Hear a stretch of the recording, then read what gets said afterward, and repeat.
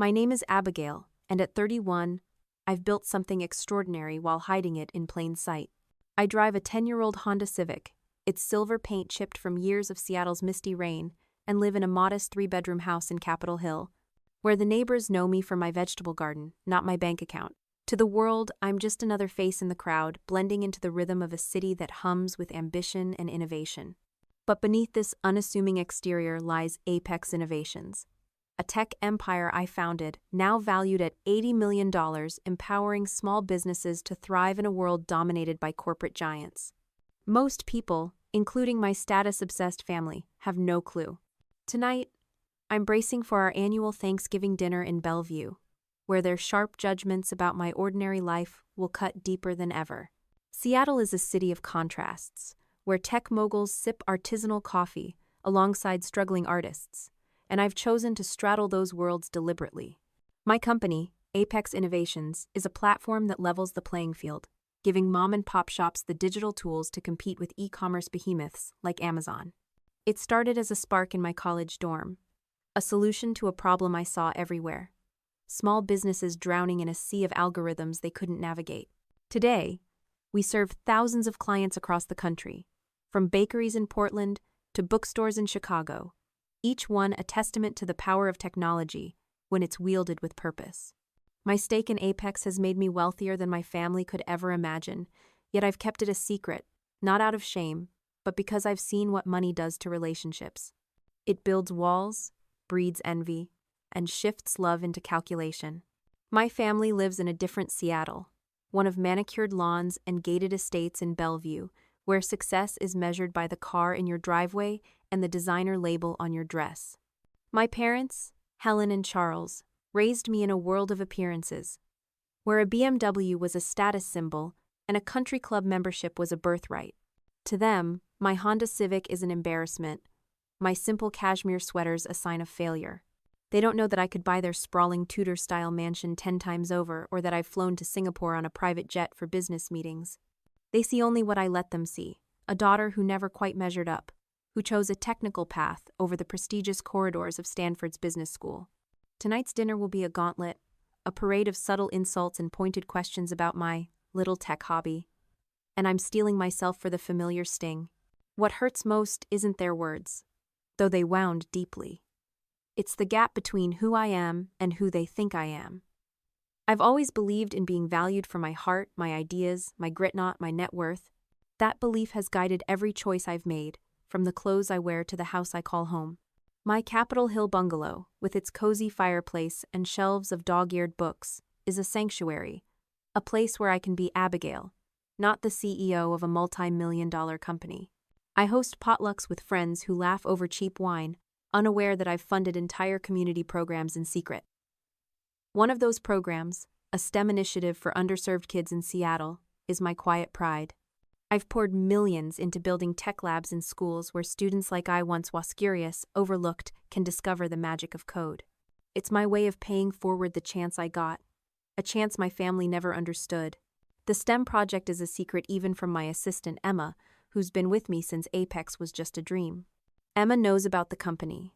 Of course, she's my right hand, the one who keeps my schedule from collapsing under the weight of investor meetings and product launches. But she doesn't know about the late nights I spend reviewing grant applications from teachers, or the joy I feel when a kid from a tough neighborhood writes her first line of code. That's a piece of me I keep private, a reminder that my wealth isn't just a number, it's a tool to change lives. Emma teases me about my normal life, joking that I could afford a penthouse in downtown Seattle but choose to mow my own lawn. She doesn't understand that this life, this simplicity, is my anchor. It keeps me grounded in a world that could easily sweep me into its glittering excess. As I prepare for tonight's dinner, I stand in front of my closet, debating what to wear. The choices are simple: dark jeans, a soft cashmere sweater, a pair of understated boots. Nothing flashy, nothing that screams wealth. I want to walk into that Bellevue mansion with my head high. Not because of what I own, but because of who I am. My family will see the same Abigail they've always seen: practical, unremarkable, maybe a little lost. They'll ask about my startup, their voices dripping with pity, and I'll smile and deflect, as I always do. But inside, I'll be carrying the weight of my truth. That I've built something meaningful, something that's touched thousands of lives, something they can't begin to comprehend. The drive to Bellevue is a journey through memories. I pass the Space Needle, its silhouette a reminder of Seattle's bold dreams, and I think about the girl I was, quiet, curious, desperate for approval. My parents never saw the spark in me, the one that lit up when I solved a coding puzzle or helped a local shop double its online sales. They saw only what didn't fit. A daughter who refused to play the part of a socialite, who chose a scholarship at the University of Washington over their preferred path. That choice cost me their support, financial and emotional, but it gave me freedom. It gave me apex. It gave me the chance to build a life that's mine, not theirs. Tonight, I'll walk into their mansion, past the line of gleaming Teslas and Mercedes, and park my Honda Civic without apology. The valet, Thomas, will greet me with the same puzzled look he always does, wondering why I drive a car older than his teenage son. I'll ask about his family, because I know his daughter is studying engineering, and I'll mean it. Those small moments of connection, with people who see me as Abigail, not a CEO, are what keep me whole. They remind me why I've chosen this path, why I've kept my empire quiet. But as I pull on my sweater and grab my keys, a flicker of doubt creeps in. What if I'm wrong to hide? What if my silence lets their judgments define me? I push the thought aside, focusing on the evening ahead. I'll face their barbs with the same quiet strength I've always had. The strength that built Apex from a dorm room dream to a force for good. I'll sit at their polished mahogany table, under the glow of their crystal chandelier, and I'll hold my truth close. For now, it's enough to know who I am, even if they don't. This dinner isn't just a meal, it's a test. A test of my resolve, my values, my ability to stand tall in a room that's always tried to make me feel small. I don't need their approval. Not anymore. But a part of me still hopes for something more. Maybe a question about my work, a flicker of curiosity, a moment of seeing me. It's a fragile hope, one I've carried since childhood, and it's what keeps me coming back, year after year, despite the pain. As I lock my front door and head to my car, I whisper a familiar mantra. You are enough. Your work matters. Their words don't define you. The Seattle sky is heavy with clouds, promising rain, but I feel a spark of defiance. Tonight, I'll walk into that dinner as Abigail founder, dreamer, changemaker. And whatever happens, I'll leave with my dignity intact, my empire still quietly thriving, ready to face another day. Growing up in my family's Bellevue mansion was like living in a beautifully curated museum where every object gleamed with purpose, but warmth was a rare exhibit. My parents, Helen and Charles, built a world of polished surfaces, marble countertops, a fleet of BMWs and Mercedes parked in the circular driveway, memberships to Seattle's most exclusive golf clubs. From the outside, we had it all. The sprawling Tudor-style estate, the annual trips to Paris, the social calendar filled with charity galas and boardroom dinners. But inside those ivy-covered walls, love was conditional, measured by how well you fit the family's rigid definition of success. For me, Abigail, their only daughter, that definition was a cage, one I've spent my life learning to escape. In our household, success wasn't about happiness or purpose, it was about visibility. A new vacation home in Aspen was a triumph to be celebrated. A promotion to a corner office was a story to repeat at every dinner party. My father, Charles, a hedge fund manager, would come home from work, his briefcase still clutched in one hand, and launch into tales of outsmarting competitors or closing million-dollar deals. My mother, Helen, a former debutante turned socialite, spent her days orchestrating events that ensured our family's name stayed in the right circles. Their conversations revolved around acquisitions, stock portfolios, and which neighbor had just upgraded their yacht. I was an afterthought, a quiet girl who didn't sparkle in the way they expected. As a child, I craved their attention, but it came with strings. I remember being 7, sitting at our mahogany dining table, its surface so polished I could see my reflection. I'd spent weeks preparing for a school science fair, building a model of a solar-powered car. When I won first place, I ran home, clutching my blue ribbon, certain they'd be proud. But that night, my father barely glanced up from his wine glass, muttering something about how science was cute but irrelevant. My mother, adjusting her pearl necklace, suggested I focus on ballet instead. It was more likely to impress the daughters of her friends. My ribbons sat untouched on the kitchen counter, eventually lost among stacks of unopened mail. That was the first time I felt invisible in my own home. Their expectations were clear. I was to be a certain kind of daughter, one who attended the right schools, wore the right clothes, and married the right man. Piano lessons were mandatory, not because I loved music, but because they signaled refinement.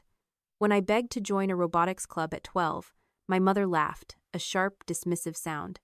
"Robots, Abigail? That's for the help, darling. Join the debate team if you want to meet boys from good families." My father was blunter, warning that no one in their circle respected tech people. To them, success meant a life like theirs, visible, prestigious, and rooted in wealth you could see. Anything less was failure, and I was failing spectacularly. The pressure wasn't just about activities, it shaped how I saw myself. I was a shy teenager, more comfortable with books than ballrooms, but my parents saw my quiet nature as a flaw. At 16, I overheard my mother on the phone with a friend, her voice low but cutting. "Abigail's so plain. I don't know where we went wrong. She's nothing like Sophia." Sophia, my cousin, was everything they admired. Poised, glamorous, engaged to a hedge fund heir by 25. The comparison stung, embedding a belief that I'd never be enough. I started to wonder if they were right, if my love for problem-solving and logic was a defect, something to hide. One memory stands out, a moment that crystallized the distance between us. At 17, I organized a family game night, hoping to share a piece of myself. I'd spent days coding a simple trivia app, tailoring questions to their interests: art for my mother, finance for my father. I imagined us laughing together, maybe even talking about my passion for tech. But when I unveiled the app, my mother barely looked at the screen, sighing that it wasn't appropriate for a family gathering. My father suggested we play bridge instead, dismissing my effort as a childish distraction. I smiled through the rejection, but inside, something broke. I realized they didn't want to know the real me. That rejection fueled my determination, but it also left scars. I carried their voices with me, even as I built Apex Innovations, my tech company now valued at $80 million.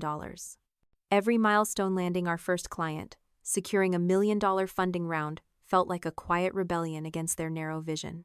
Yet, no matter how successful I became, a part of me still ached for their approval, for a moment when they'd see me beyond their checklist of status symbols.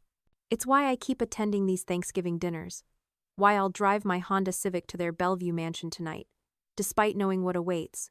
Their mansion is a monument to their values, with its soaring ceilings, crystal chandeliers, and walls lined with imported art. It's a stage where every family member performs, showcasing their latest achievements. Ethan, my cousin, with his new Tesla. Sophia, flaunting a diamond ring from Tiffany's. My Aunt Margaret, boasting about her board seat at a local hospital. I'll walk in, dressed in jeans and a cashmere sweater, and they'll see what they always see. Abigail, the disappointment, the one who never caught up. They won't know that I've funded STEM labs for kids in Seattle's underserved neighborhoods, or that my company empowers thousands of small businesses nationwide. They won't ask, because they've never asked. This disconnect isn't just personal, it's a reflection of the world they inhabit, one where worth is tied to what you display, not what you do. I've seen it in the way they treat others. The valet, Thomas, is invisible to them, a function rather than a person.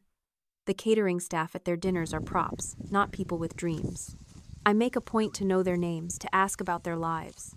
Thomas's daughter, an engineering student, reminds me of myself at her age, hungry for a chance. Those connections, brief as they are, ground me. They remind me that value lies in how you treat people, not what you own. As I prepare for tonight, I feel the familiar tension building, a knot in my chest that tightens with each mile closer to Bellevue. I know the script. Ethan will mock my car. Margaret will offer a better job. My mother will sigh at my outfit. My father might not speak to me at all, his silence louder than any insult. But I also know why I keep going. There's a stubborn hope, buried deep, that one day they'll see me not the CEO, not the millionaire, but Abigail, their daughter, who built something meaningful despite their doubts. It's a hope I can't quite let go, even if it breaks my heart every year. Driving through Seattle, past the twinkling lights of Pike Place Market, I whisper my mantra. You are enough. Their world, with its facades and empty measures, isn't yours. You've built something real. Tonight, I'll face their judgments with the strength that's carried me this far. The strength that turned a girl who felt invisible into a woman who's changing the world. One small business, one student, one line of code at a time.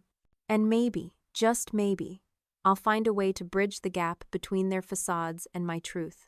There was a moment, at 13, when the world cracked open for me, revealing a place where I could be enough just as I was.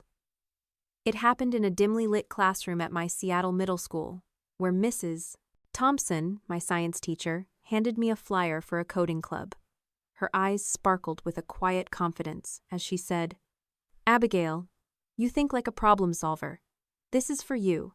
I'd spent my life in Bellevue's polished bubble, where my parents, Helen and Charles, measured worth by designer dresses and country club invitations. But in that moment, clutching the flyer, I felt a spark, a sense that I could build something real, something mine. Coding became my rebellion, my sanctuary, and the foundation of Apex Innovations, the tech empire I'd later create, now valued at $80 million. It was a path my family couldn't understand, one I forged despite their relentless pressure to conform. My childhood home was a stage for appearances, where every choice was curated to impress. My parents wanted me to shine in ways that fit their world ballet recitals, debate tournaments, anything that screamed prestige. But I was a quiet girl, more at home with puzzles than spotlights. At 12, I'd spend hours sketching circuits in my notebook, dreaming of machines that could think. When I begged to join a robotics club, my mother's laugh was sharp, like glass. That's not for girls like you, Abigail. Focus on something suitable, like piano. My father was sterner, his voice heavy with disappointment. Technology is for people who fix our computers, not for us. To them, my curiosity was a flaw.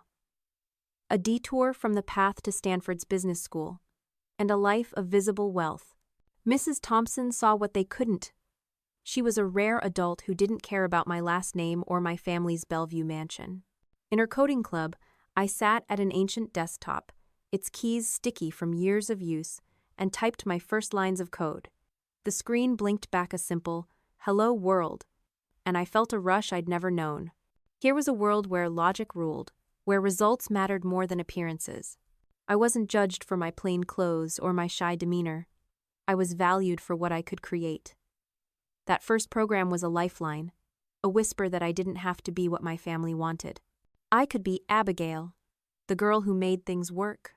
By high school, I was sneaking away to libraries, teaching myself Python and JavaScript from borrowed books. I'd ride the bus to Capitol Hill, far from Bellevue's prying eyes, and lose myself in code. At 16, I built my first app for a local coffee shop, helping them track inventory. The owner, a kind woman named Rosa, hugged me when sales doubled, calling me a genius. It was the first time anyone had praised me for my mind, not my manners. But when I shared the news at dinner, my mother barely looked up from her salad. That's nice, dear, but don't let it distract you from college applications. My father was blunter. Apps? That's a hobby, Abigail. Not a future. Their dismissal stung, but it also lit a fire. I vowed to prove them wrong, not with words, but with action. College was my breaking point. I applied to the University of Washington's computer science program, drawn to its gritty innovation and Seattle's tech pulse. When I won a full scholarship, I thought, just for a moment, that my parents might be proud. Instead, they were furious. Stanford is the only option, my father thundered, slamming his hand on the dining table. You're throwing away your potential for some technical school. My mother's voice was softer, but no less cutting. We've given you everything, Abigail. Why are you so determined to embarrass us? They threatened to cut me off, no tuition, no support. I chose Washington anyway, packing a single suitcase and moving into a cramped dorm room with nothing but my laptop and a stubborn dream. That dorm room became my laboratory. At 19, I saw a problem that no one else seemed to notice. Small businesses, like Rose's coffee shop, were being crushed by e-commerce giants. They couldn't afford the tools to compete online, their dreams drowned out by algorithms and corporate budgets. I started sketching a platform that could change that, a way to give them the same digital firepower at a fraction of the cost. Nights blurred into mornings as I coded, fueled by instant noodles and ambition. By my sophomore year, I had a prototype for Apex Innovations, a platform that streamlined online sales, marketing, and analytics for small businesses. It was rough, but it worked. A professor connected me with an angel investor, a Seattle tech veteran who saw the fire in my eyes. "You're solving a real problem," he said, handing me a check for $50,000. That was the moment Apex was born. We launched with 10 local businesses, florists, bakeries, bookstores. Within 6 months, we had 200 clients across the Pacific Northwest. By my senior year, we'd secured a $1 million funding round, and Apex was growing faster than I dared to dream. The day I graduated, I learned we'd been valued at $10 million. My stake made me a millionaire, but I told almost no one, not my friends, not my family. I'd seen how money twisted relationships, and I wanted to stay Abigail, not a dollar sign. Even as Apex soared, I carried my family's doubts like a shadow. Every pitch meeting, every late-night coding session was haunted by their voices. "You're not enough. You're wasting your potential." But those doubts drove me harder. I wasn't just building a company. I was building a world where people like me, overlooked, underestimated, could thrive. I started a secret project, organizing hackathons for Seattle high school girls, especially those from underserved neighborhoods. I'd slip into these events as a volunteer, not the CEO, watching girls light up as they built their first apps. One girl, Mia, reminded me of myself: quiet, fierce, full of questions. When she won a hackathon prize, I felt a pride deeper than any boardroom victory. Those hackathons were my quiet defiance, a way to honor the girl I'd been, the one my family never saw. They didn't know about the scholarship, the dorm room, the investor. They didn't know that Apex was changing lives, from shop owners to students. To them, I was still the daughter who chose a technical path, who drove a beat-up Honda Civic, who'd never measure up to Sophia's glittering engagements or Ethan's Tesla. As I prepare for tonight's Thanksgiving dinner, I feel that old tension rising, the weight of their expectations pressing against my chest. But I also feel the strength of what I've built, not just Apex, but a life rooted in purpose. Driving through Seattle, past the neon glow of Fremont's quirky shops, I hold on to the truth I discovered at 13. Code doesn't care about your name or your clothes. It cares about what you create. I created Apex, not to impress my family, but to make a difference. Tonight, I'll walk into their Bellevue mansion, past their gleaming cars and polished facades, carrying that truth. They may never see it, but I do, and that's enough. At 31, I've built a fortune that could buy my family's Bellevue mansion 100 times over. But I still wake up each morning in a modest Capitol Hill bungalow, the scent of coffee brewing in my tiny kitchen. My Honda Civic, a decade old and speckled with Seattle's rain, sits in the driveway, as unassuming as the jeans and cashmere sweater I pull on for the day. I'm Abigail, founder of Apex Innovations, a tech company valued at $80 million, empowering small businesses across America to compete with giants like Amazon. Yet, I've chosen a life that looks ordinary, not because I can't afford more, but because I've learned that true wealth isn't in what you own, it's in who you are and the lives you touch. This choice, rooted in a hard-won clarity, is my quiet rebellion against a family that measures worth by status.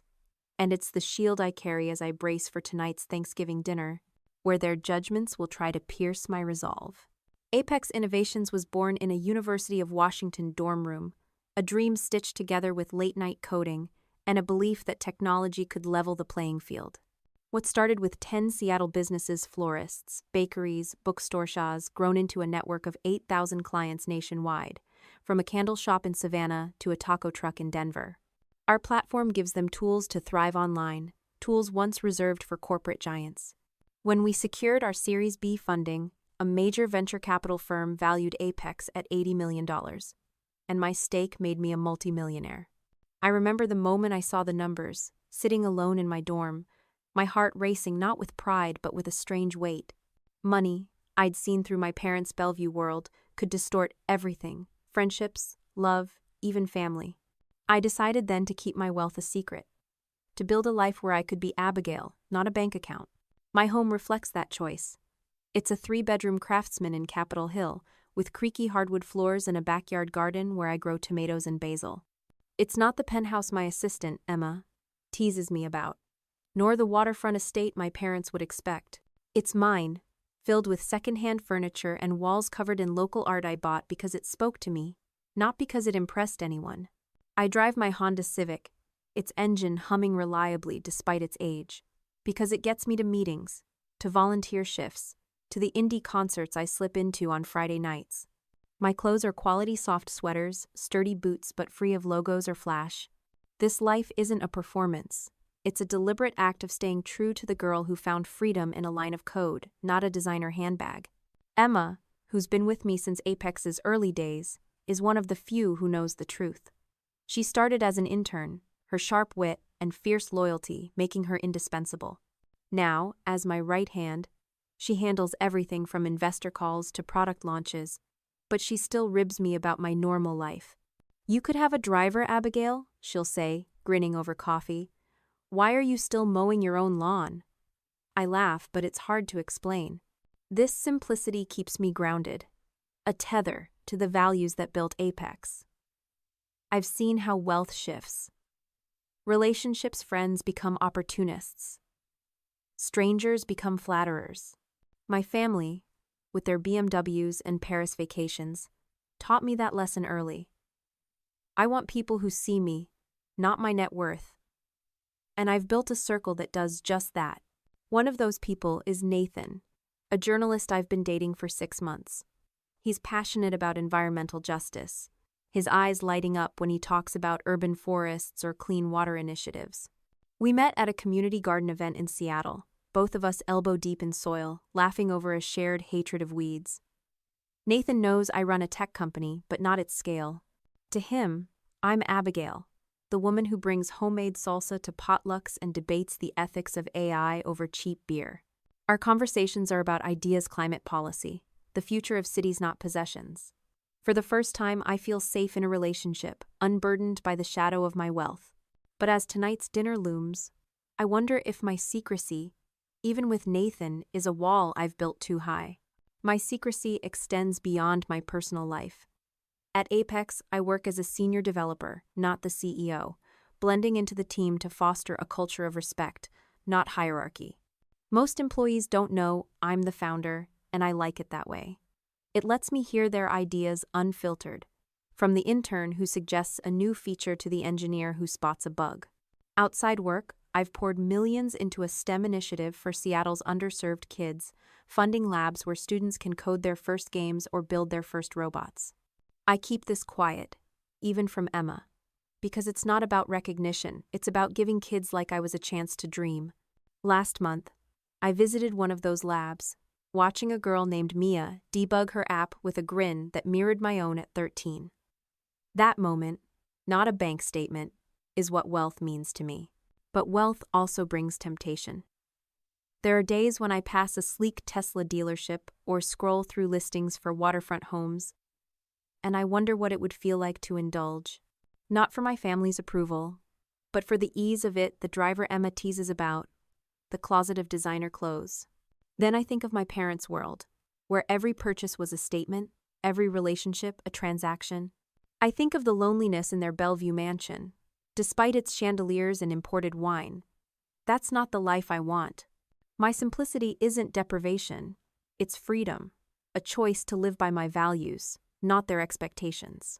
As I prepare for tonight's Thanksgiving dinner, that freedom feels fragile. My family, Helen, Charles, my cousins Ethan and Sophia, my Aunt Margaret will see my Honda Civic and my plain sweater as proof of failure. They'll ask about my little startup, their voices thick with pity, unaware that Apex is reshaping the digital economy. I'll sit at their mahogany table, under the glow of their crystal chandelier, and feel the weight of their gaze. But I'll also carry the truth. I've built something meaningful, not to prove them wrong, but to prove myself right. I've chosen a life where I can look in the mirror and see Abigail the coder, the dreamer, the woman who plants tomatoes and funds futures. Driving through Seattle, past the vibrant murals of Capitol Hill, I feel a quiet strength. Tonight, I'll face their judgments, their facades, their world that never saw me. I'll do it not as a millionaire, but as myself, whole and unbroken. My wealth, my empire, my simplicity, they're all part of the same truth. I am enough. And no matter what happens at that dinner, I'll walk away knowing that the life I've built, with its small house and big dreams, is richer than anything they could imagine. The drive to my family's Bellevue mansion feels like a march into battle, each mile tightening the knot in my chest. I'm Abigail, 31, founder of Apex Innovations, a tech company valued at $80 million, but tonight, in their eyes, I'm just the daughter who never measured up.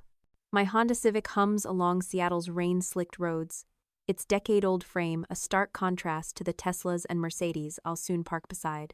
I'm dressed simply dark jeans, a cashmere sweater, boots that prioritize comfort over flash, knowing my appearance will be the first target in a barrage of judgments. The annual Thanksgiving dinner at my parents' Tudor-style estate is a gauntlet of subtle insults and pointed questions, a ritual where my family Helen, Charles, Ethan, Sophia, Margaret will dissect my ordinary life, oblivious to the empire I've built. Yet, I keep coming back, driven by a fragile hope that one day they'll see me, not their version of me. The mansion looms as I turn onto their street, its ivy-covered walls and glowing windows a monument to their world of status and show. The circular driveway is a parade of wealth. Ethan's sleek Tesla, Sophia's Mercedes SUV, my father's gleaming BMW. My Honda Civic looks like an intruder, and the valet, Thomas, greets me with a familiar mix of warmth and pity. "Evening, Miss Abigail," he says, holding the door. I smile, asking about his daughter's engineering studies, and his face lights up. "She's acing her classes, thanks for asking." It's a small moment, but it grounds me, a reminder of the connections that Matarone's my family overlooks. Thomas's kindness is a lifeline as I approach the front door, my finger hesitating over the doorbell before I press it, bracing for the onslaught. My mother, Helen, opens the door, her designer dress pristine, her smile practiced but cold. "Abigail, you're here," she says, air kissing my cheeks, her tone implying I'm late despite being on time. The grand foyer sparkles with a crystal chandelier, its light casting shadows on walls lined with imported art. My father, Charles, glances up from a conversation with my uncle, offering a distracted nod before returning to their talk of stock portfolios. Ethan and Sophia, my cousins, spot me and exchange a look, their smirks barely concealed. Sophia, draped in a silk blouse, calls out, "Is that the same sweater from last Christmas, Abigail?" "So thrifty." Her voice carries, drawing chuckles from nearby relatives. I force a smile. "It's comfortable, Sophia." Good eye. The jab lands, but I've learned to parry. The formal living room is a stage, every guest a performer in my family's theater of status. My Aunt Margaret, cocktail in hand, sweeps over, her eyes scanning me like a barcode. "You look healthy, dear," she says, her tone suggesting otherwise. "Have you thought about updating your wardrobe? It might help with opportunities." I nod politely. "I'm happy with my style, but thanks." She presses on, undeterred. "My friend's son works at Microsoft. He could give you tips on your little tech thing." I swallow the urge to correct her, to say that my little tech thing is Apex Innovations, serving 8,000 businesses nationwide. Instead, I say, "I appreciate that, Margaret. My company's doing well." She nods absently, already turning away. Dinner begins, and I'm seated between Ethan and my mother's friend Patricia, a strategic placement to maximize scrutiny. The dining room gleams with old money elegance mahogany table, heirloom china, sterling silver flatware. Servers move silently, placing plates of roasted squash soup before us as conversation turns to achievements. Ethan dominates, describing his new condo in downtown Seattle. $3 million. But the view's worth it. Floor-to-ceiling windows. Rooftop pool. Heads nod approvingly. Margaret shares her appointment to a hospital board, a position secured through connections, not expertise. My parents announce their latest purchasey villa in Tuscany, perfect for summer retreats. The table hums with admiration, but I focus on my soup, knowing my turn is coming. Ethan leans toward me, his voice loud enough for all to hear. Still driving that old Civic, Abigail? I'm surprised it hasn't fallen apart yet. Laughter ripples around the table. I take a sip of water, steadying myself. It's reliable, Ethan. Gets me where I need to go. My mother laughs nervously. Abigail's just being practical, while she figures things out. My father, from across the table, adds, not everyone's cut out for real business. Some need time to find their path. His words sting, each one a reminder of the years they've dismissed me. I keep my expression neutral, but inside, I'm 16 again, clutching a science fair ribbon they ignored. The barbs keep coming. Sophia, twirling her wineglass, asks, so, Abigail, how's your startup? Still tinkering with websites? Her tone drips with condescension. It's a platform for small businesses, I say, helping them compete online. We're growing. She nods, uninterested, and changes the subject to her engagement ring. A 3-carat diamond from Tiffany's. Patricia, on my other side, leans in. You're what, 30 now? My son's a lawyer, single, from a good family. I could set you up. I'm 31, I correct silently, but say, thanks, Patricia, but I'm seeing someone. Her eyebrows lift. Oh? What does he do? I hesitate, knowing the answer won't impress. Nathan's a journalist, focused on environmental issues. The table falls silent for a moment. My mother's smile tightening. How noble, she says. And Sophia adds, someone's got to write for the local paper. The weight of their judgments presses against me, each comment a brick in a wall I've spent years trying to dismantle.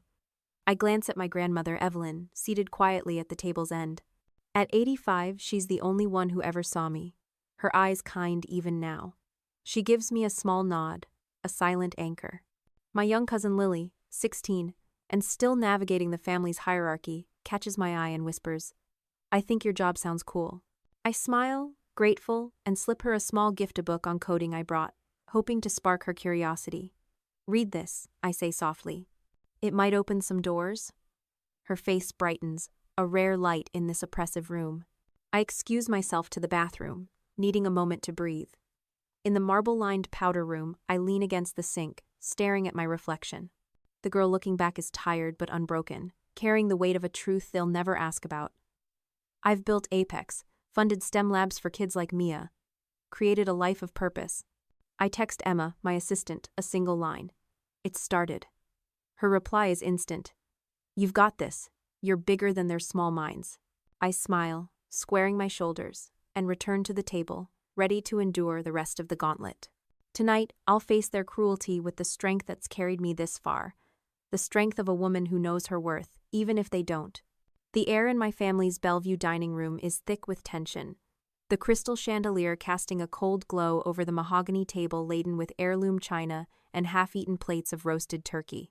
I'm Abigail, 31, founder of Apex Innovations, a tech empire valued at $80 million. But to my family, Helen, Charles, Ethan, Sophia, Margaret, I'm a disappointment.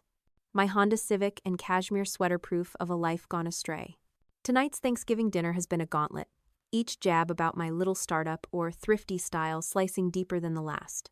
I'm holding steady, my composure, a shield, when Sophia, my cousin, leans forward with a smirk, her wineglass tilted just enough to send a splash of red across my sweater.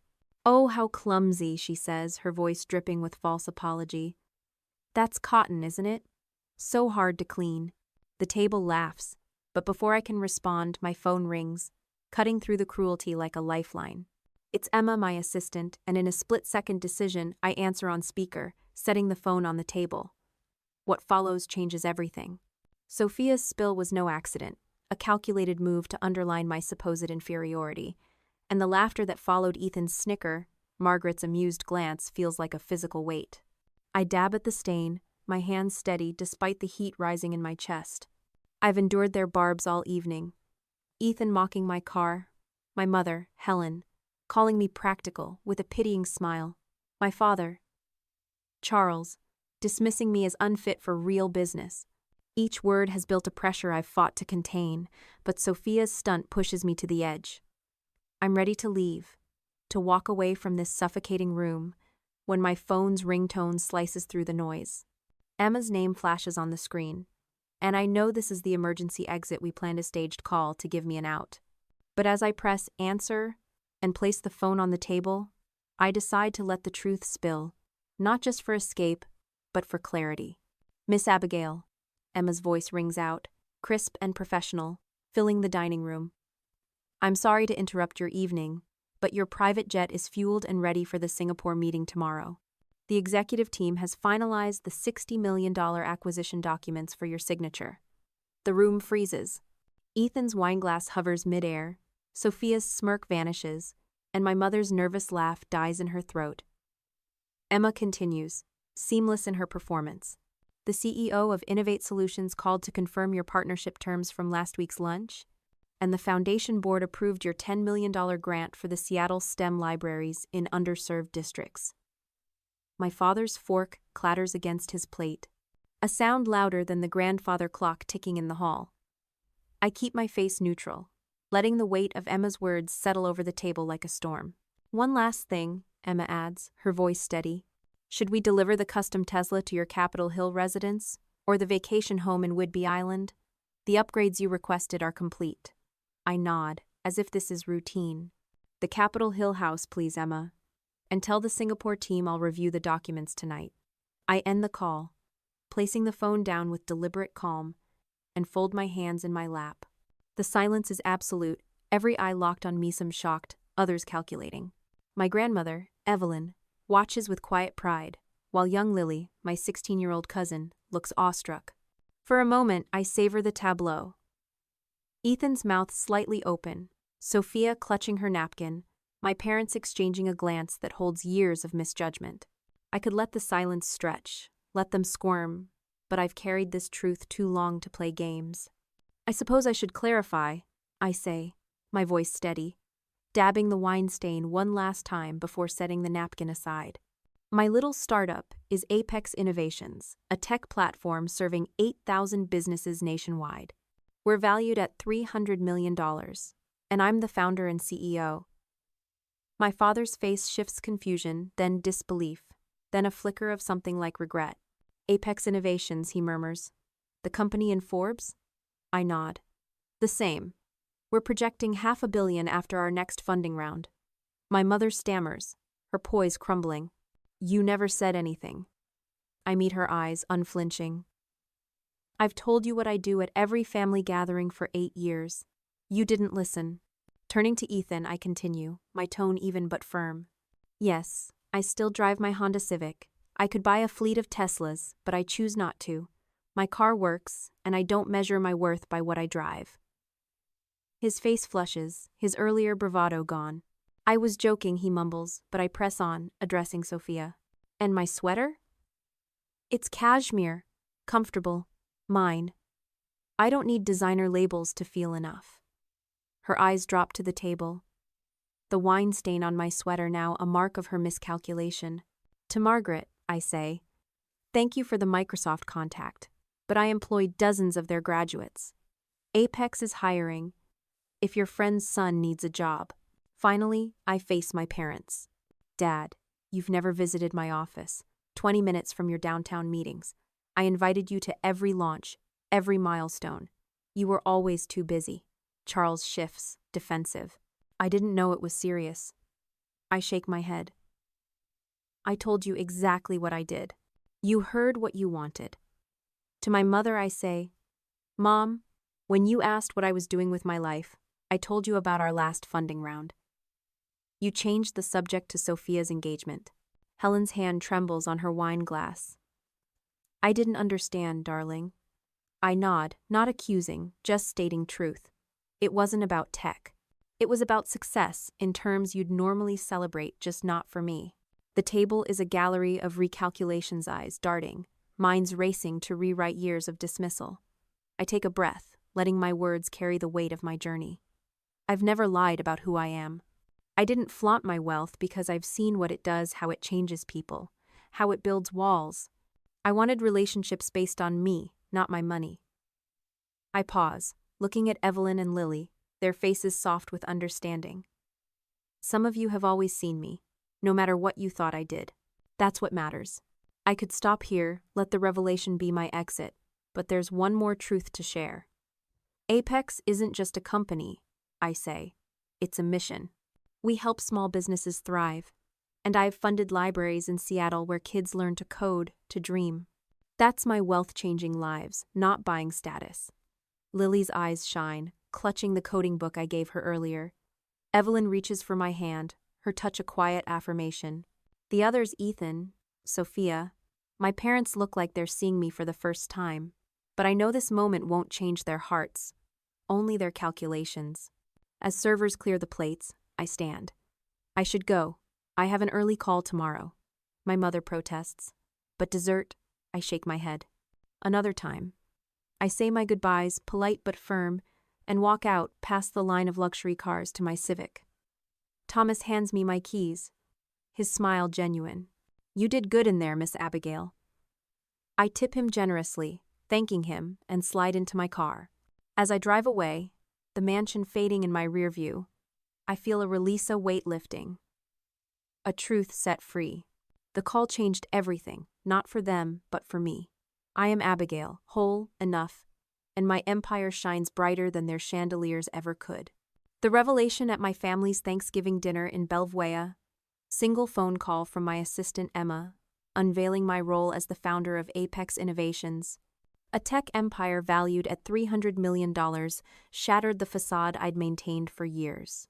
I'm Abigail, 31, a woman who chose a modest Capitol Hill bungalow and a decade-old Honda Civic over the glittering excess my parents, Helen and Charles, prized. That night, as I drove away from their Tudor-style mansion, the weight of their judgments, Ethan's taunts, Sophia's wine-stained cruelty, Margaret's pity lifted, replaced by a quiet clarity. I'd spoken my truth, not to win their approval, but to reclaim my space. In the weeks that followed, I faced a new challenge. Redefining family ties, choosing who to hold close and who to let go, building a circle rooted in respect, not status. This journey, painful yet liberating, taught me that family isn't just blood, it's the people who see you, who choose you for who you are. The aftermath of that dinner was a storm of recalibration. My father, Charles, a hedge fund manager accustomed to control, saw my success as a chance to expand his influence. He called the next day, his voice uncharacteristically warm, suggesting strategic partnerships between Apex and his firm's portfolio. With our connections, Abigail, we could take your company global, he said, as if my global deals in Singapore were invisible. I listened, my heart heavy with the realization that he saw my achievement as a tool, not a triumph. I declined politely, explaining that Apex's mission to empower small businesses clashed with his firm's focus on corporate consolidation. His silence on the line was louder than any argument, and our calls since have been brief, formal, a mutual acknowledgement of a gap too wide to bridge. My mother, Helen, took a different approach, her socialite instincts kicking in. She arranged accidental lunches with investors she claimed were old family friends, each meeting a transparent attempt to weave herself into my success. At a downtown Seattle cafe, she handed me a business card from a venture capitalist, her smile tight. He's very impressed with you, darling. I thanked her, but left the card on the table, knowing her pride was less about me and more about her image. Her texts now arrive sporadically, filled with invitations to charity galas or updates on Sophia's wedding plans, as if the dinner never happened. I reply with kindness, but keep my distance, unwilling to play a role in her carefully curated world. Ethan, my cousin, was predictably opportunistic. A week after the dinner, he emailed a revolutionary business plan and app for luxury car rentals, poorly thought out and reeking of entitlement. With your expertise, Abigail, we could make billions, he wrote. I read it, wincing at the lack of research, and sent a gentle response, offering feedback but no investment. His reply was curt, and he's avoided me since. His silence a reminder that his interest was in my money, not my mentorship. My Aunt Margaret, meanwhile, sent me clippings of articles about Apex, each accompanied by a note. I always knew you'd do great things. Her sudden support, after years of suggesting better jobs, felt hollow, a pivot from dismissal to flattery that left me wary. But not all ties frayed.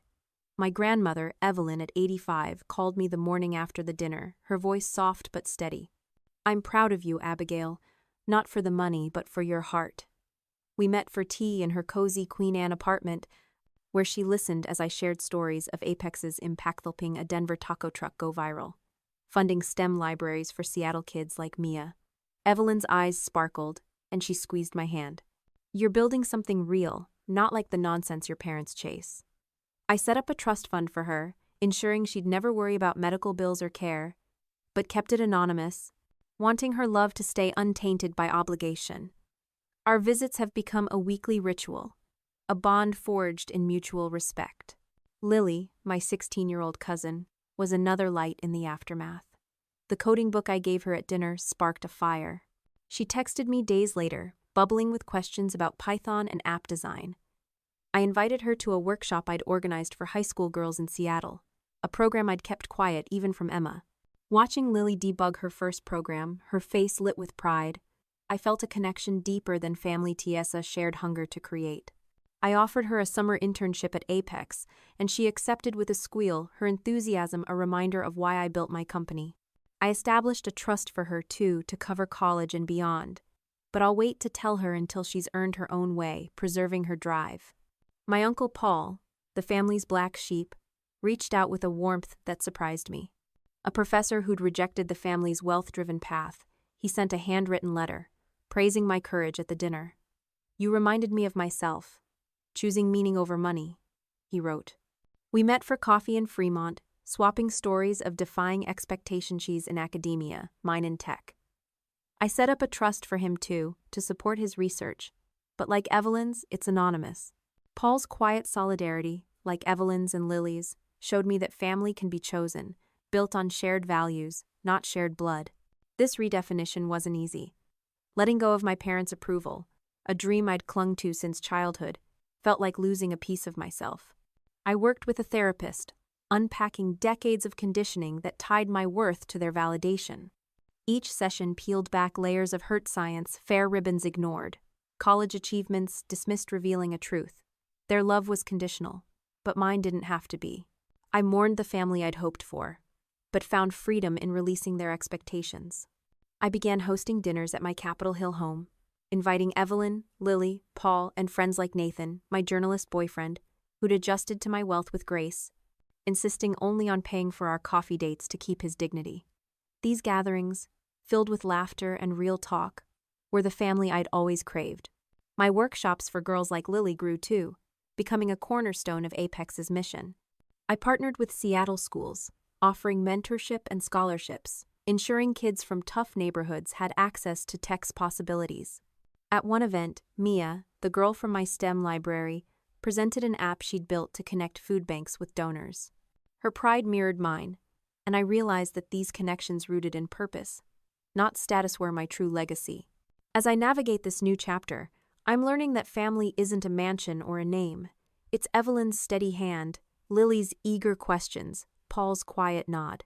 It's the people who see me, Abigail. Not the CEO or the millionaire, but the woman who dared to build a life of meaning, one authentic tie at a time. In the quiet of my Capitol Hill bungalow, surrounded by the scent of blooming basil and the soft creak of hardwood floors, I've learned that the truest wealth isn't measured in dollars, but in the connections that see you for who you are. I'm Abigail, 31, founder of Apex Innovations, a tech empire valued at $300 million. Yet I choose to live simply, driving a decade-old Honda Civic and wearing jeans that prioritize comfort over brand. After the seismic revelation at my family's Bellevue Thanksgiving dinner where Emma's call exposed my success, silencing their judgments, I've redefined what family means, choosing bonds rooted in respect over status. Now, I'm building a life filled with love and authentic connections. From my relationship with Nathan, a journalist who loves me for my heart, to friendships that thrive on shared values. These ties, forged in vulnerability and truth, are the foundation of my happiness, a light that guides me through the shadows of my past.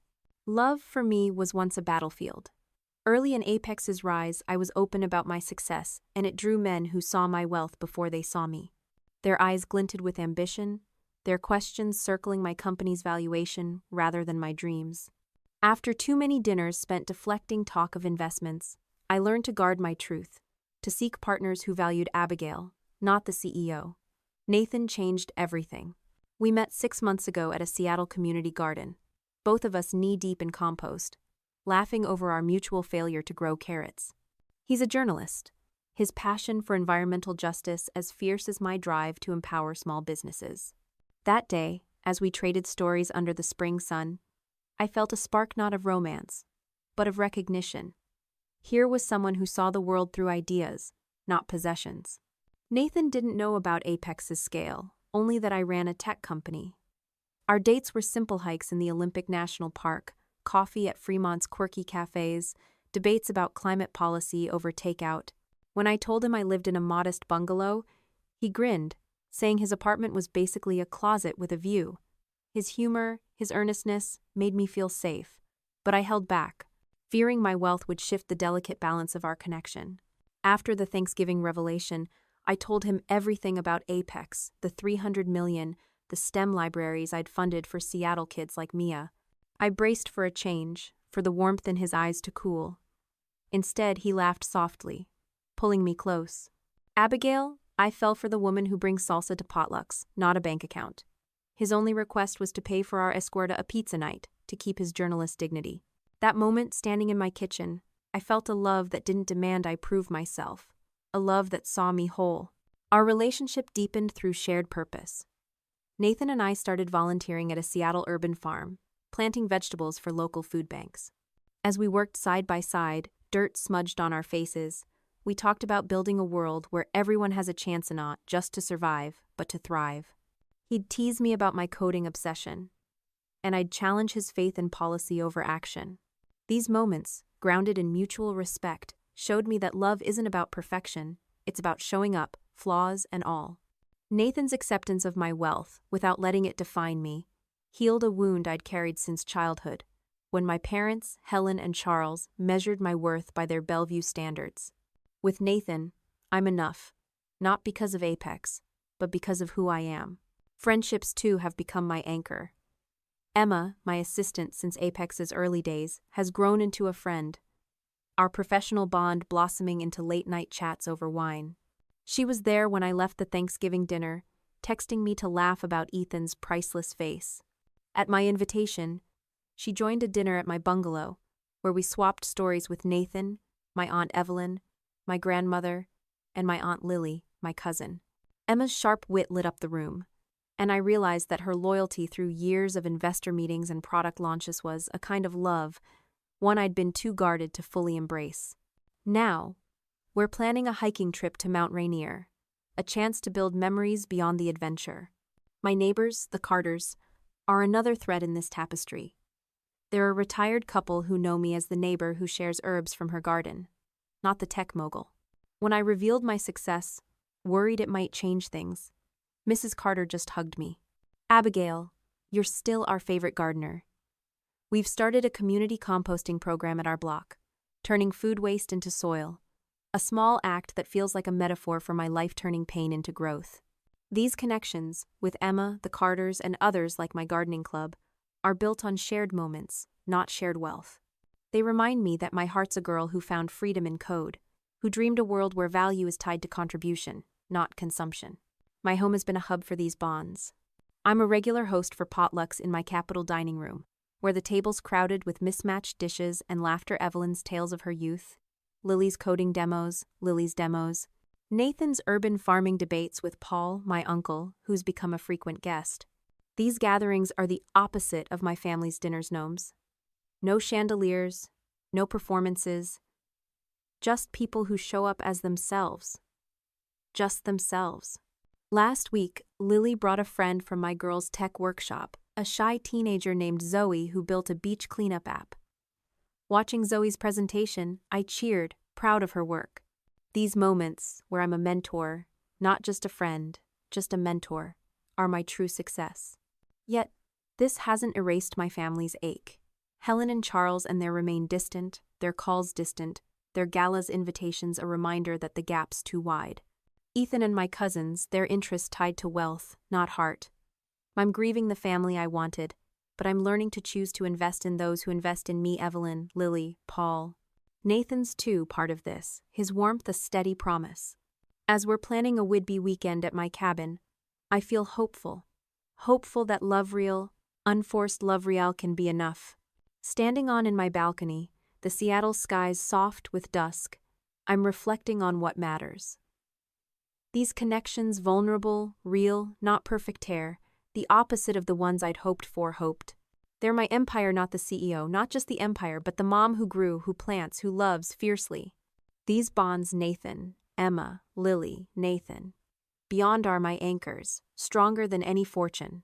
They remind me that my richest story is one where you're known, you're seen not for what you own for, what you're worth, but who you are. Standing on the balcony of my Capitol Hill bungalow, the Seattle skyline shimmering under a rare winter sun, I feel the weight of what I've built. Not just a tech empire, but a legacy of purpose. I'm Abigail, 31, founder of Apex Innovations, a company valued at $300 million, yet my heart lies not in the numbers, but in the lives we've touched. From empowering small businesses to funding STEM libraries for Seattle's underserved kids, my wealth has become a tool to create opportunity, to level the playing field I once struggled to navigate. After the Thanksgiving dinner in Bellevue, where my assistant Emma's call revealed my success to my status-obsessed family Helen, Charles, Ethan, Sophia, Margaretty learned that true impact isn't about proving others wrong, it's about building a world where everyone has a chance to shine. This mission, woven into Apex's core in my daily life, is my deepest joy, a testament to the girl who found freedom in code and never stopped dreaming of something bigger. Apex Innovations began as a spark in my University of Washington dorm room, a vision to help small businesses compete with e-commerce giants like Amazon. Today, we serve 12,000 clients across the country, a quilt shop in Boise, a food truck in Miami, a bookstore in Minneapolis-Yack. A story of resilience. Our platform, offering affordable tools for online sales and marketing, has turned dreams into realities, from a single mother's bakery doubling its revenue to a veteran's coffee roaster going national. Last month, I visited a client in Tacoma, a family-run nursery that used Apex to launch an online store. The owner, Maria, hugged me, tears in her eyes, saying, "You gave us a future." That moment, standing among her blooming azaleas, felt richer than any funding round. Apex isn't just a business, it's a movement, proving that technology, when wielded with heart, can uplift the overlooked. Our growth has been meteoric. After our latest funding round, analysts project Apex will hit a $500 million valuation by next year, a number that once would have staggered me. But I've learned that wealth without purpose is hollow. My parents' Bellevue mansion, with its chandeliers and imported art, taught me that lesson young. Their world, where success meant a new BMW or a Tuscan villa, felt empty, a chase for status that left no room for meaning. I've chosen a different path, using my fortune to create impact beyond profit. In Seattle, I've invested $15 million in STEM centers, building tech labs in schools where kids like Mia, a teen I met at one of my libraries, can code their first apps. Mia's project, a tool to connect food banks with donors, won a regional award, and her grin as she accepted it mirrored my own at 13, when code first set me free. These centers are just the start. I launched Tech for All, a campaign to donate laptops to low-income students, ensuring access to the digital world. At a recent event in Rainier Valley, I handed a laptop to a boy named Jamal, his eyes wide as he opened it. "I can learn to make games now," he said, and I felt a surge of purpose, a reminder that every device is a door to possibility. Apex's foundation has also partnered with Seattle schools to offer mentorship, connecting teens with our engineers. Lily, my 16-year-old cousin, joined as a mentor, her passion for coding sparked by the book I gave her at Thanksgiving, Igniting Others.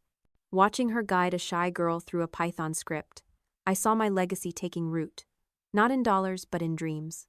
At Apex, I lead with the same ethos.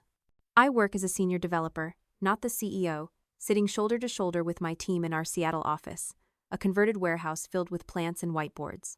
Most employees don't know I'm the founder, and I prefer it that way. It keeps our culture honest, collaborative, free of hierarchy. When an intern suggests a feature or a coder spots a flaw, Their voice carries as much weight as mine.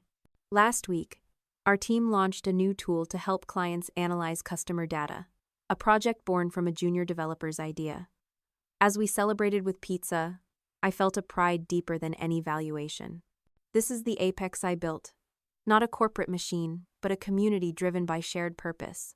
My impact extends beyond Apex's walls. I've quietly funded a Seattle initiative to train formerly incarcerated women in tech, offering coding boot camps and job placements. At a graduation ceremony, I met Tanya, a single mother who'd landed a job at a local startup. "You gave me a second chance," she said, her voice breaking. I hugged her, my throat tight, knowing her story was why I'd kept my wealth a secret for so long, to use it for good, not glory. These moments, with Tanya, Mia, Jamal, are my true wealth, a currency of change that no bank can hold. Yet, this work isn't without struggle. The weight of leadership balancing Apex's growth, our social initiatives, and my own boundaries can be heavy. After the Thanksgiving revelation, my family's attempts to exploit my success, Charles's partnership pitches, Ethan's flimsy business plan tested my resolve. I've learned to say no, to protect my mission from their opportunism, but it's cost me their closeness. Therapy has helped, guiding me through the grief of a family that never saw me, helping me focus on those who do. Evelyn, my grandmother, with her steady wisdom. Lily, with her boundless curiosity. Nathan, my boyfriend, whose love anchors me. Nathan joins me at Tech for All events, his journalist's eye spotting stories of hope, like Jamal's, that deserve to be told. As I stand on my balcony, the Seattle breeze carrying the scent of pine, I reflect on what impact means. It's not about scale. Though Apex's 12,000 clients and half-billion projection are staggering. It's about depth, the shop owner who keeps her doors open, the teen who codes her future, the woman who rebuilds her life. My wealth, once a secret to shield my authenticity, is now a bridge, connecting those who dream to the tools they need. I think of my parents' world, where impact was a new yacht, and I'm grateful for the path I've chosen on that measures success in lives changed, not possessions gained. Tonight, I'll host a potluck with Nathan, Evelyn, Lily, and friends like Emma and the Carters, my neighbors. We'll share stories, laugh over burnt casseroles, and plan our next urban farm volunteer day. These connections, woven into my work at Apex and my giving, are the heart of my impact. I'm Abigail, not just a CEO, but a dreamer who believes technology can lift us all. My empire isn't built on wealth alone. It's built on the belief that everyone deserves a chance to create, to rise, to be seen. As I sit on the back porch of my Capitol Hill bungalow, a glass of wine in hand and the Seattle skyline fading into dusk, I feel a lightness I haven't known in years. I'm Abigail, 31, founder of Apex Innovations, a tech empire valued at $300 million. But my truest self is here in the quiet of my garden, the laughter of friends, the purpose that drives my days. 6 months ago, a single phone call from my assistant, Emma, at my family's Bellevue Thanksgiving dinner, shattered the walls I'd built to hide my success, revealing to Helen, Charles, Ethan, Sophia, and Margaret the scale of what I'd achieved. That moment, raw and unscripted, forced me to confront not just their judgments but my own fears, leading me to a life where I no longer compartmentalize who I am.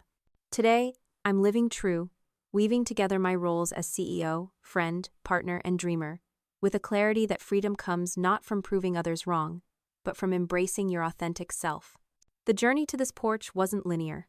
For years, I lived in fragments. Abigail, the coder in my University of Washington dorm, Abigail, the CEO in Apex's Seattle office, Abigail, the quiet daughter in my parents' Bellevue mansion. I hid my wealth, driving a decade-old Honda Civic and wearing simple jeans, to protect my authenticity from a family that measured worth in BMWs and Tuscan villas. That secrecy kept me safe, but it was exhausting, a performance that cost me peace. The Thanksgiving revelation, sparked by Emma's call about private jets and $60 million deals, broke those walls. It wasn't about shocking my family. It was about claiming my whole self, refusing to shrink to fit their narrow vision. In the months since, I've learned to integrate my identities, letting my success and simplicity coexist, each strengthening the other. This integration began with small steps. I traded my Honda Civic for a hybrid SUV, not a status symbol, but a practical choice for my hikes with Nathan, my journalist boyfriend, and volunteer trips to Seattle's urban farms. The Civic, now donated to a community college's auto program, lives on, teaching students skills I hope will open doors. My new home, a slightly larger Craftsman still in Capitol Hill, reflects this balance, more space for potlucks with Evelyn, Lily, Paul, Emma, and the Carters, my neighbors, but still grounded in the neighborhood I love. These changes aren't about wealth. They're about aligning my life with my values, creating a space where I can be Abigail, whole and unapologetic. Living true has meant healing old wounds. Therapy has been my guide, helping me unpack the pain of a childhood where my science fair ribbons went unnoticed, where my MIT dreams were dismissed for Stanford's prestige. I've grieved the parents I wanted, Helen and Charles, who saw only what didn't fit their Bellevue world.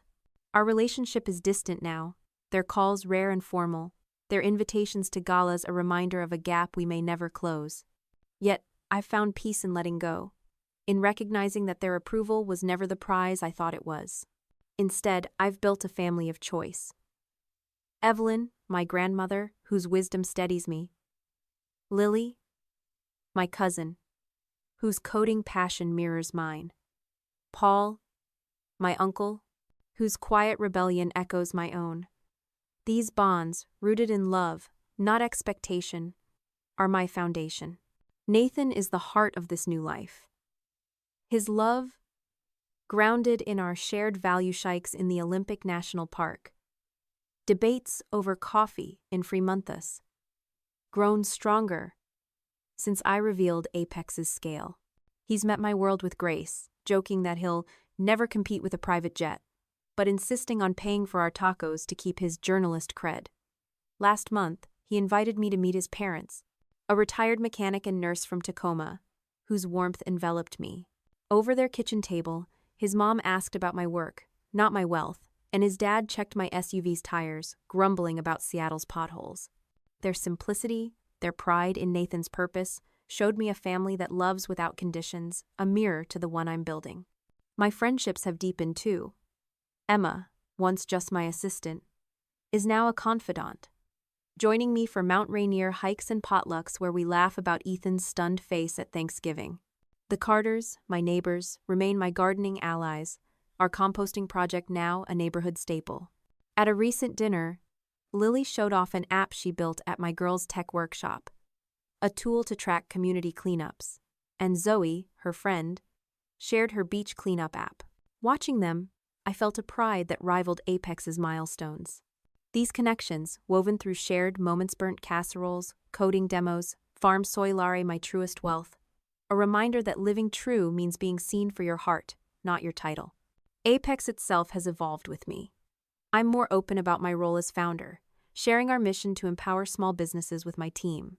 Our Seattle office, a warehouse alive with ideas, hums with purpose, serving 12,000 clients and projecting a $500 million valuation.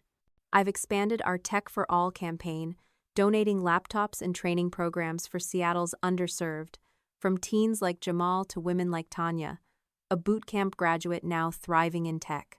At a recent event, Tanya thanked me, saying, "You showed me I'm more than my past." Her words, like Maria's tears at her Tacoma nursery, fuel me. Apex isn't just a company. It's a promise that technology can lift, not divide. Living true means embracing vulnerability. I've started a blog sharing my journey from a girl dismissed by her family to a woman redefining success. Posts about my STEM libraries, my urban farm work, even my therapy, resonate with readers, many young women facing their own pressures.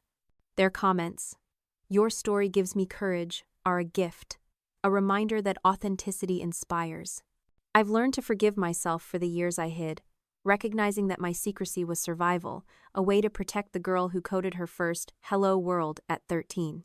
That girl is still here, in every line of code, every seedling planted, every hand I hold. As I sip my wine, the Seattle stars emerging, I think of what living true means. It's not perfection. It's the courage to show up. Scars and all. It's Nathan's hand in mine, Evelyn's stories, Lily's dreams, Emma's laughter. It's the knowledge that my wealth 300 million and counting is a tool, not a trophy, used to build STEM centers, empower businesses, change lives. My family's Bellevue world, with its chandeliers and judgments, feels distant, a reminder of what I've left behind. I've found something richer. A life where I'm Abigail. Not a role or a resume, but a woman who loves, creates, and dares to be whole. To anyone reading this, I ask, what does living true mean to you? Is it the courage to chase a dream, to love without fear, to measure success by your heart? Share your story, because your truth matters. Mine, once hidden, is now my strength, a beacon for others to shine their own light. I'm Abigail, living true, and my empire is one of purpose, love, and the quiet power of being me. Abigail's story is a tapestry woven from threads of resilience, authenticity, and purpose. A narrative that begins in the shadow of a Bellevue mansion and ends on the sunlit porch of her Capitol Hill bungalow, where the Seattle skyline stretches before her like a canvas of possibility. At 31, Abigail stands as the founder of Apex Innovations, a tech empire valued at $300 million. A beacon for small businesses fighting to thrive in a world dominated by corporate giants. Yet, her journey is not defined by wealth alone, but by the courage to live true to herself, to carve a path that defies the shallow metrics of her family's world and embraces a deeper measure of success. From a girl dismissed for her love of code to a woman whose impact ripples through communities, Abigail's life is a testament to the power of purpose over pretense, of connection over status, and of authenticity over approval. Born into a family where success was a performance, Abigail grew up in a Bellevue estate that gleamed with wealth BMWs in the driveway, Tuscan villas in conversation, and a relentless focus on appearances. Her parents, Helen and Charles, saw value in what could be displayed: designer clothes, elite schools, marriages to suitable partners. Abigail, quiet and curious, was an outlier, her passion for puzzles and circuits a flaw in their eyes.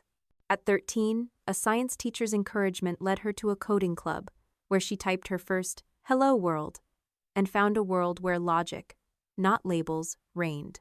This spark became her refuge, a rebellion against her family's expectations that she attend Stanford's business school or master the art of social climbing. Instead, she chose the University of Washington, a scholarship her ticket to freedom, despite her parents' threats to cut her off. In a cramped dorm room, she built the prototype for Apex Innovations, a platform to empower small businesses, a dream that grew from 10 Seattle clients to 12,000 nationwide, transforming lives from Tacoma nurseries to Miami food trucks. Abigail's wealth, earned through Apex's meteoric rise, could have bought her a life of Bellevue luxury, but she chose simplicity: a decade-old Honda Civic, a modest Capitol Hill bungalow, jeans and sweaters free of logos. This choice wasn't denial, it was defiance, a shield against a world where money distorted relationships. She'd seen it in her family's cold calculations, in early suitors who coveted her bank account, in the loneliness of her parents' chandelier-lit mansion. Only a few, her assistant Emma, her grandmother Evelyn, her cousin Lily, knew her truth, their loyalty a lifeline. Abigail's secrecy was her armor, preserving her authenticity until the Thanksgiving dinner that changed everything. That night, surrounded by her family's Barb's Ethan's taunts about her car, Sophia's wine-stained cruelty, Margaret's pitying job offers, Emma's staged call, revealed the scale of Apex: private jets, $60 million deals, $10 million STEM library grants. The room fell silent, their judgments exposed as ignorance, and Abigail spoke her truth, not to boast, but to demand respect. The aftermath was a reckoning. Charles and Helen, Ethan and Sophia, saw her success as a resource to exploit, their offers of partnerships and flimsy business plans revealing their unchanged hearts. Abigail set boundaries, distancing herself from their opportunism, a painful but necessary step. Therapy helped her grieve the family she'd hoped for, releasing the need for their approval that had haunted her since childhood. In their place, she built a chosen family: Evelyn, whose wisdom grounded her; Lily, whose coding passion mirrored her own; Paul, her uncle, a fellow rebel against the family's values; Nathan, her journalist boyfriend, became her anchor, his love for her heart forged in community gardens and Fremont coffee shop sunswayed by her wealth. Their bond, deepened by urban farm volunteering and hikes in the Olympic National Park, showed her that love could be safe, a space to be seen without performance. Abigail's impact extended far beyond personal ties. Apex, now projected to hit a $500 million valuation, became a movement, empowering small businesses and funding social good. Her Tech for All campaign donated laptops to Seattle's underserved, while STEM centers and coding boot camps for women like Tanya, a single mother reborn in tech, opened doors to new futures. At Apex's Seattle office, Abigail led as a senior developer, not a CEO, fostering a culture where ideas, not titles, mattered. Her blog, sharing her journey from a dismissed coder to a purpose-driven leader, inspired readers, especially young women, to chase their truths. These acts Maria's thriving nursery, Mia's award-winning app, Jamal's first laptop were her true wealth, a legacy of opportunity that outshone her family's empty status symbols. Living true, Abigail learned, is not a destination but a practice. She traded her Civic for a hybrid SUV, not for show, but for practicality, donating the old car to teach students skills. Her new home, still in Capitol Hill, welcomed potlucks with Evelyn, Lily, Paul, Emma, and the Carters, her neighbors, where laughter and burnt casseroles replaced Bellevue's sterile elegance. Meeting Nathan's parents in Tacoma, she found a family that loved without conditions, a mirror to her own. Therapy taught her to forgive the girl who hid her success, to embrace the woman who now lives openly, integrating her roles as CEO, friend, partner, and dreamer. Her life, once fragmented, is now whole, a mosaic of purpose and love. The deepest lesson from Abigail's story is that true success lies in authenticity, living in alignment with your values, not others' expectations. Her family's world, where worth was tied to possessions, left them hollow, while Abigail's choice to prioritize impact through Apex, her philanthropy, her relationships filled her life with meaning. This lesson speaks to us all, in a world that often equates success with wealth, status, or social media likes.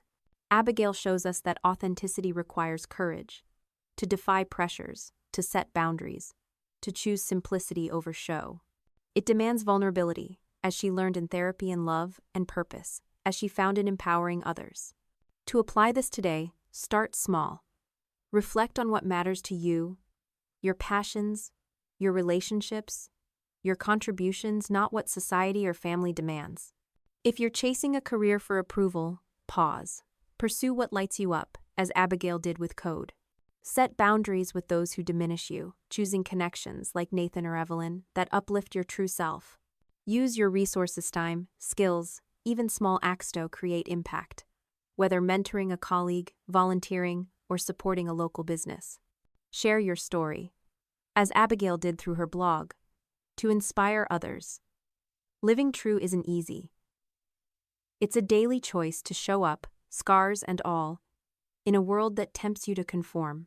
But as Abigail's journey proves, it's the only path to a life that's truly yours, rich with purpose, love, and the quiet power of being you.